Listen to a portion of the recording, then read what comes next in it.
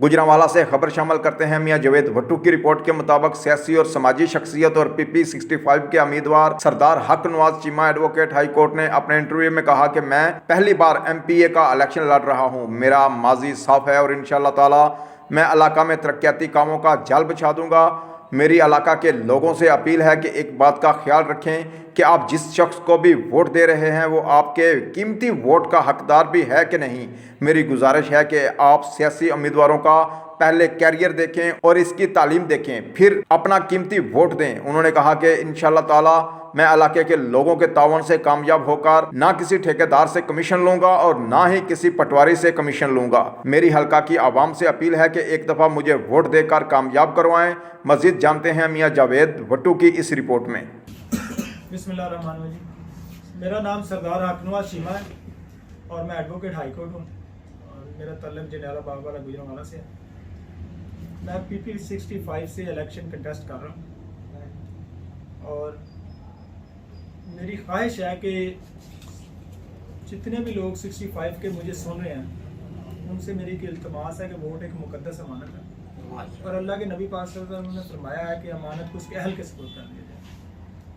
देखें, जब सियासत का आगाज़ होता है, इलेक्शन करीब आते हैं, बहुत से लोग बाहर निकल आते हैं और कहते हैं जी हम आप दावा करते हैं कि हम आपके खादम हैं, और कुछ लोग ऑलरेडी फील्ड में होते हैं, वो भी सिर्फ माल बनाने के लिए सियासत करते हैं।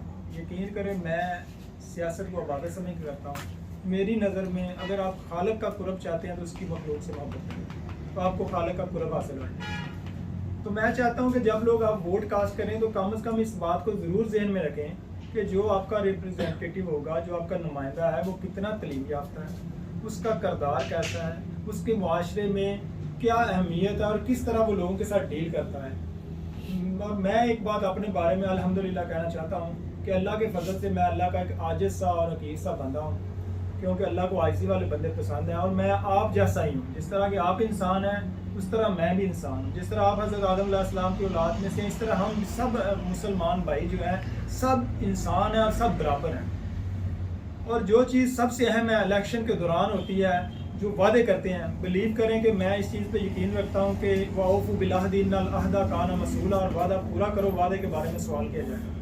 मैं कोई वादा नहीं कर रहा, लेकिन मैं ये ज़रूर कह रहा हूँ कि मैं पूरी कोशिश करूँगा कि अगर आप लोगों ने मुझे खिदमत का मौका दिया तो अल्लाह ने चाहा तो मैं अपनी पूरी तवानाइयाँ सर्फ कर दूँगा आपकी खिदमत के लिए।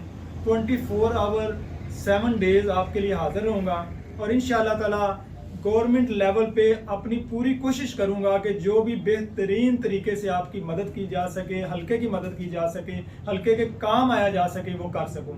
उसमें जितने भी फंड्स होंगे, कोई ठेकेदारी या इस चक्कर में मैं कभी ना पड़ूंगा, ना अल्लाह मुझे ऐसे गलत कामों से में शामिल करे। अल्लाह ताला मैं वही आपसे क्वेश्चन करने लगा था कि लोग इलेक्शन जीत कर ठेकेदारों से, महकमों से कमीशन लेते हैं और करोड़ों रुपया कमाते हैं, और आप इस तरह तो नहीं करेंगे। देखिए, मैं दोबारा वही अर्ज कर रहा था पहले भी, मैं ये कहना चाह रहा हूँ कि ये देखें, ये कमीशन, ये इस तरह देखें, अल्लाह ताला ने दो चीज़ें तो बिल्कुल मुसलमान को मुकम्मल यकीन होना चाहिए कि दो चीज़ें जो है मौत और रिज़्क, वो तब तक उस बंदे के पीछे रहता है जब तक कि मौत है, वो उसने जब तक वक्त नहीं आना बंदे ने नहीं मरना, और रिज़्क है जब तक उसे मिल नहीं जाना उसने मरना नहीं है।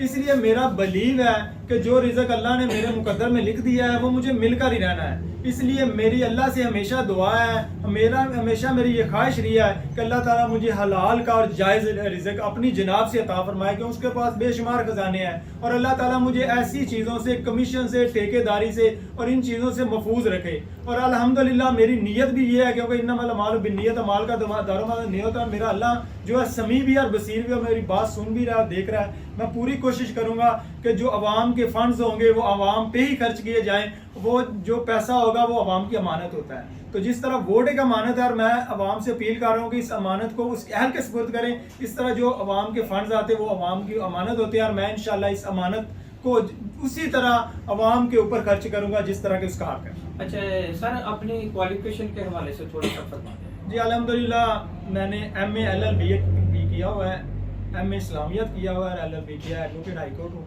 और अल्हम्दुलिल्लाह पढ़े लिखे ख़ानदान से मेरा